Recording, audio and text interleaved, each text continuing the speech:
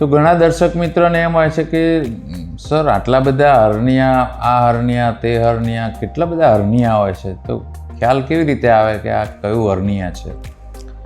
તો હર્નિયા જે છે એ કોમન ટાઈપ્સ હર્નિયાની છે. તો સૌથી કોમન ઇન્ગ્વાઇનલ હર્નિયા છે, એટલે કે ગ્રોઇન હર્નિયા.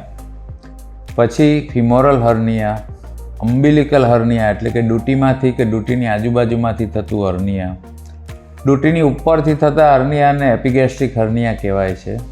આ ઉપરાંત પ્રીવિયસ સર્જરી એટલે કે પેટની જૂની કોઈ પણ સર્જરી થઈ હોય ત્યાંથી પણ એ સ્કારમાંથી પણ હર્નિયા થઈ શકે, તો એને ઇન્સિઝનલ હર્નિયા કહેવાય છે.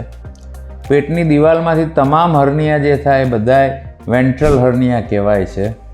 અને અમુક રેર હર્નિયા છે કે સ્પિગેલિયન હર્નિયા, એવા હર્નિયા બી થાય છે. અમુક પેશન્ટને બાયપાસ સર્જરી કરવામાં આવે એ પછી બાયપાસ સર્જરીનો નીચેનો જે એન્ડ હોય છે, જે સ્કાર, એ પેટ ઉપર આવતો હોય છે ને એના ટાંકા અંદરથી ખુલી જાય છે, તો એના લીધે ત્યાં બી હર્નિયા થતું હોય છે. તો હર્નિયાની ઘણી બધી વેરાયટી છે અને હર્નિયા બાળકથી લઈને વૃદ્ધ સુધી કોઈ બી ઉંમરે થઈ શકે છે.